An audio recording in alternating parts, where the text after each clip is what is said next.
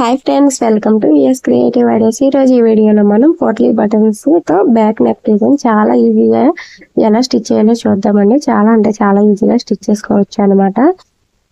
అలాగే video first time చూసినట్టయితే like చేయండి, సబ్స్క్రైబ్ చేసుకోండి. ఫస్ట్ అయితే ఇక్కడ బ్యాక్ నెక్ అనేది ఫోల్డింగ్ మీద 1/2 ఇంచ్ అనేది విడిచిపెట్టాలండి. ఇక్కడ బ్లౌజ్ ఫుల్ లెంత్ ఖర్చుతో కలిపి 15.5 ఇంచులు. అలాగే ఇక్కడ ఫోల్డింగ్ వైపు ఒక 1/2 ఇంచ్ అనేది ఎక్స్ట్రా విడిచిపెట్టేయాలి. విడిచిపెట్టిన తర్వాత ఇక్కడ నుంచి మనం చెస్ట్ లూజ్ అనేది మార్కింగ్ చేసుకోవాలండి. ఇక్కడ నెక్ లెంత్ వచ్చేసి 10.5 ఇంచులు, షోల్డర్ 5.5 ఇంచులు. అదే 5.5 ఇంచులు ఆమ్ డౌన్ కింద పెట్టేసుకోవాలి. అలాగే చెస్ట్ లూజ్ వచ్చేసి మనం 1/2 ఇంచ్ లైన్ మార్కింగ్ చేసుకున్నాం కదా, అక్కడ నుంచి 8.5 ఇంచెస్. అలాగే నడుము లూజ్ వచ్చేసి 7.5 ఇంచులు అనమాట, డాట్స్ మార్కింగ్ తో కలిపి. తర్వాత సైడ్ ఖర్చు కోసం 2 ఇంచులు ఉంచుకోవాలి. పైన నెక్ వెడల్పు 2.5, కింద నెక్ వెడల్పు 3 ఇంచులు అండి. ఈ 2.5, 3 ఇంచులు అనేవి మనం 1/2 ఇంచ్ లైన్ విడిచిపెట్టేసి సేమ్ బ్యాక్ పార్ట్ అనేది ఎలా మార్కింగ్ చేసుకుంటాం అలాగే మార్కింగ్ చేసుకోవాలి. తర్వాత ఇక్కడ మనకు నచ్చిన నెక్ షేప్ అయితే తీసుకోవచ్చు. నేను ఇక్కడ పాట్ నెక్ షేప్ అయితే డ్రా చేశాను, అదే విధంగా కట్ చేసేసాను. క్లాత్ ఓపెన్ చేసిన తర్వాత 1 ఇంచ్ అనేది ఎక్స్ట్రా వస్తుంది అనమాట. ఈ 1 ఇంచ్ ఎక్స్ట్రా ఎందుకంటే మనం బ్యాక్ పార్ట్ సెంటర్ కట్ చేసి మళ్ళీ పొట్లీ బటన్స్ యాడ్ చేస్తే మనకి ఖర్చు అనేది బయటకు కనబడుతుంది కదా, అలా కనబడకుండా మనకి డబల్ పని అవ్వకుండా నీట్ గా స్టిచ్ చేసేసుకోవచ్చు అనమాట. ఫస్ట్ అయితే ఇక్కడ బ్లౌజ్ రాంగ్ సైడ్ పైకి పెట్టేసుకుని దానిపైన లైనింగ్ అనేది పెట్టేసుకుని చుట్టూ కూడా లైనింగ్ ఒరిజినల్ అనేది జాయిన్ చేసేసుకోవాలండి. ఇలా జాయిన్ చేసుకునేటప్పుడు ఎక్కడ ముడతలు లేకుండా నీట్ గా జాయిన్ చేసేసుకోవాలి. మనకి ఫస్ట్ అయితే నడుము దగ్గర జాయిన్ చేసేసుకోవాలన్నమాట. తర్వాత నెక్ వైపు క్లాత్ అనేది సమానంగా తీసుకుని చుట్టూ కూడా జాయిన్ చేసేసుకోవాలి. ఈ విధంగా జాయిన్ చేసేసుకున్న తర్వాత మనం ఎక్స్ట్రా ఉన్న క్లాత్ అయితే కట్ చేసేసుకోవాలండి. అలాగే మీరు ఇప్పుడు మనం 1 ఇంచ్ మార్కింగ్ ఉంది కదా, ఈ 1 ఇంచ్ మనం కట్స్ అయితే పెట్టుకోవాలి. ఇప్పుడు బ్లౌజ్ రైట్ సైడ్ పైకి పెట్టేసుకుని తర్వాత ఈ 1 ఇంచ్ మనం మార్జిన్ పెట్టుకున్నాం కదా, 1 ఇంచ్ మార్జిన్ అనేది ఎక్స్ట్రా మార్కింగ్ సెంటర్ నుంచి 1/2 ఇంచ్ లెఫ్ట్ సైడ్ కి 1/2 ఇంచ్, రైట్ సైడ్ కి 1/2 ఇంచ్ మార్కింగ్ చేసుకోవాలి. తర్వాత సెంటర్ కి ఒక మార్కింగ్ చేసుకొని మనకి క్లాత్ అనేది ఇలా ఫోల్డ్ అవుతుంది అనమాట. అప్పుడు నెక్ వెడల్పు కరెక్ట్ గా సరిపోతుంది.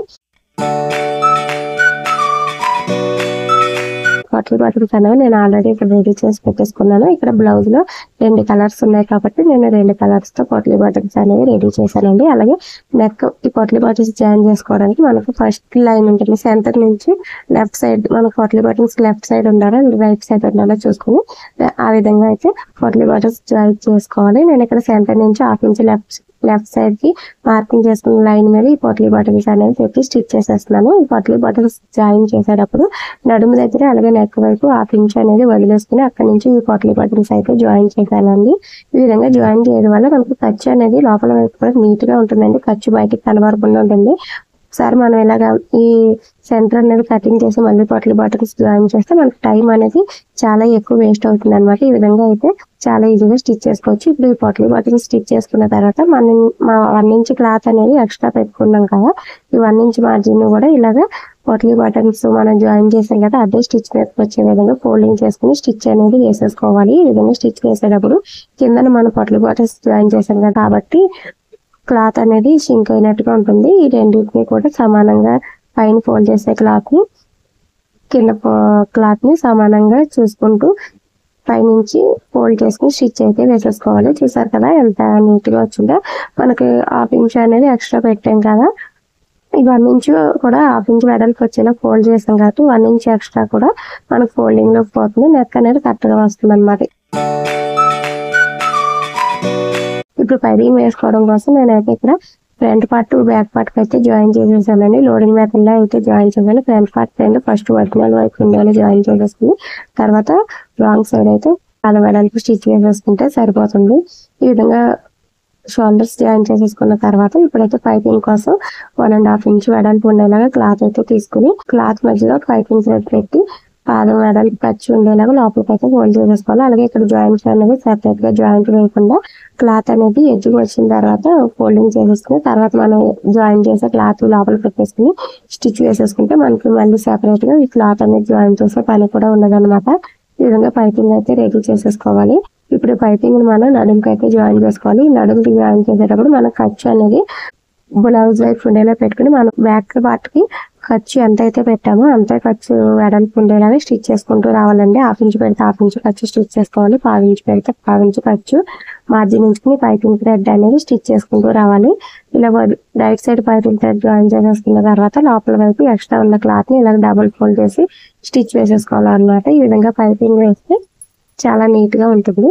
తర్వాత నెక్ వైపు కూడా ఈ పైపింగ్ అనేది వేసుకోవాలి.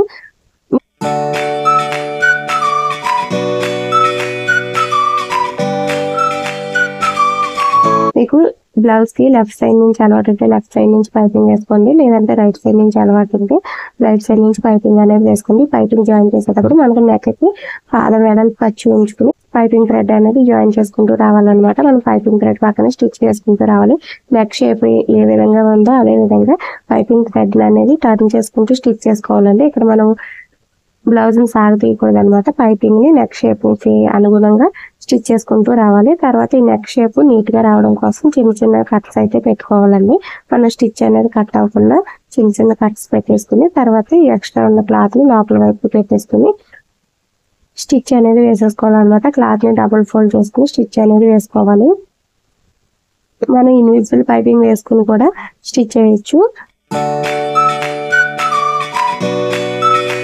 ఈ విధంగా నెక్ మొత్తం ఏ షేప్ లో అయితే ఉందో అదే విధంగా నీడిల్ అనేది కిందకి దించుకుంటూ క్లాత్ ని ఫోల్డ్ చేసుకుంటూ స్టిచ్ అనేది వేసుకోవాలండి. ఇక్కడ మనం బ్లౌజ్ ని సాగి తీయకూడదు. నెక్ షేప్ ఏ విధంగా ఉందో అదే విధంగా పైన ఉన్న క్లాత్ ని అయితే ఫోల్డింగ్ చేసుకుంటూ స్టిచ్ వేసుకుంటూ రావాలన్నమాట. ఈ విధంగా మొత్తం అంతా కూడా స్టిచ్ వేసేసుకుని మనం బ్యాక్ సైడ్ డోరీస్ అనేవి జాయిన్ చేసేసుకుంటే సరిపోతుంది.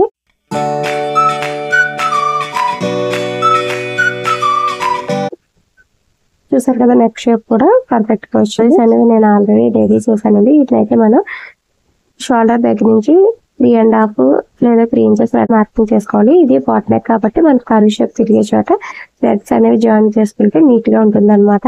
ఈ విధంగా రెండు సైడ్స్ కూడా నెక్ థ్రెడ్ అనేది జాయిన్ చేసేసుకోవాలి.